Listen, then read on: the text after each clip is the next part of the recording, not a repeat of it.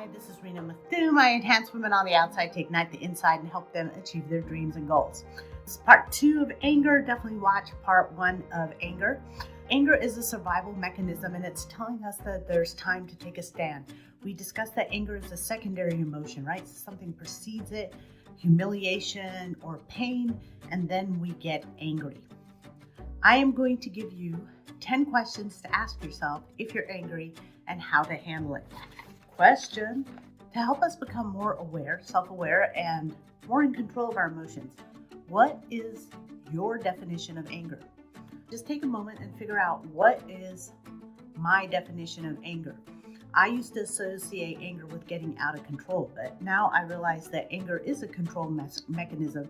And when I am not appropriately angry, I am not giving people the signals that they have violated my boundaries or are not showing me the love and respect that I feel I deserve. Second, I would look at sources of anger. What events either tend to make you angry or who tends to make you angry? I quit watching the news years ago. Because politics usually made me angry, and I would be listening to the stuff coming out of these people's mouths, and that would make me angry.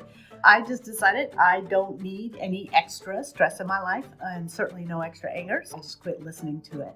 I looked at what kind of things made me angry, and especially on something like the news where you see something halfway across the world and there's no way you can do anything about it, I just decided I was going to focus on local events that I could actually make an impact on. Number 3, what are those buttons that people can push to make us angry? I used to have the big religion card. When people used to disagree with me on religion, that would, for the sake of God, make me angry. And now I just realize, people have different beliefs. Is there a subject that makes us extra angry? What buttons trigger my anger? Is it politics? Is it religion? Is it some kind of sporting event? Is it if someone insults my kids or my family? Where do I have that kind of insecurity that I turn to anger when something goes wrong? Figure that out, and then also understand the 3 things I always say is salt, pepper, and Tabasco sauce. The whole world is out there and they're sprinkling us with salt or pepper or Tabasco sauce. It only hurts if we have a cut. We have a religious cut or a political cut or a my kids need to be perfect cut.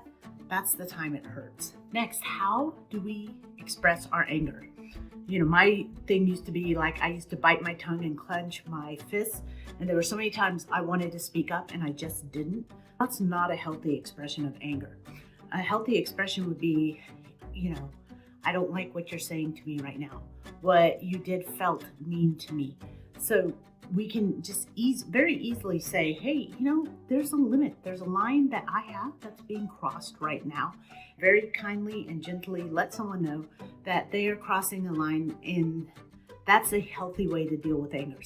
Do you deal with anger in a healthy way where we just use our words and say, something is upsetting me right now, I am feeling sad, I am feeling unloved, I am feeling mistreated? Or do we get to a state where we're repressing the anger and putting it all inside of us and putting that poison into our body? How do I express my anger? We want to use words, and we want to use clear communication and not charged communication. Charged communication is where we're calling people names and telling them that they intentionally did something. Most of the time, people are totally unaware of their behavior. So telling someone that they intentionally tried to hurt us or intentionally wrecked our day or intentionally messed up the dessert we made, whatever it is, that's not the case. People are unaware of their behavior and they usually are not intentionally doing anything. Anger is a neutral expression that this line has been crossed, my boundary has been crossed, my feelings are getting hurt. Very neutral and very specific expression in the moment for that event. We don't go into the past and bring up the other 3 times you did this to me. We don't go into hypothetical communication where you put the brakes on the car so hard, we could have crashed into traffic, we could have this, I could have died, had the seatbelt not worked, whatever. Put the brakes on really hard in the car, that's it, okay?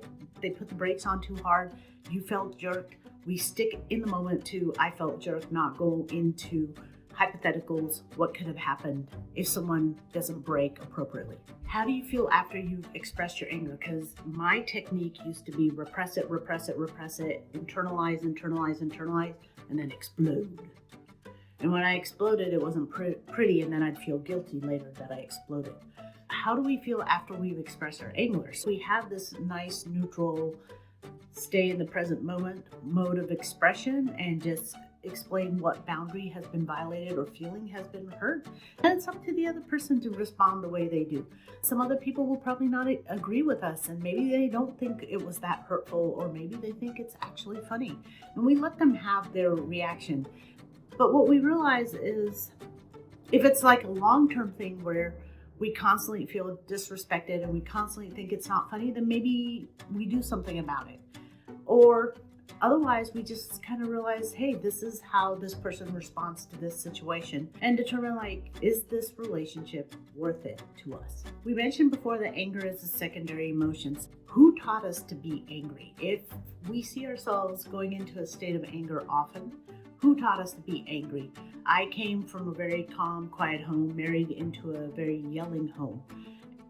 At some point, I had to learn how to yell because that was the only way to be heard. And then that made me angry that I had to go to that form of communication just to feel heard. Where did these anger patterns come from? Who were they modeled after? And why are we following these patterns that we may or may not like?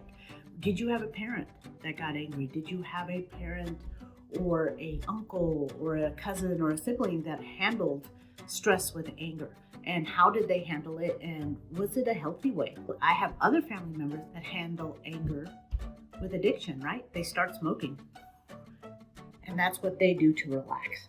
Finally, is there a more healthy way that we can express our anger? Can we stay in the present? Can we keep our voice in a neutral tone? Can we express the hurt emotion without losing our temper, internalizing it, hurting the other person, the need to get revenge, the need to bring other people into it? Everyone knows you're like this.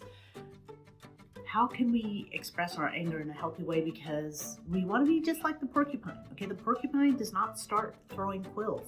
It gives the warning sign first that the boundary has been crossed, and then it tries to go to a peaceful resolution first. Hey, this is too much for me. My quills are out. And then after that, if the porcupine is not respected or the threat is there, that's when the porcupine resorts to something else.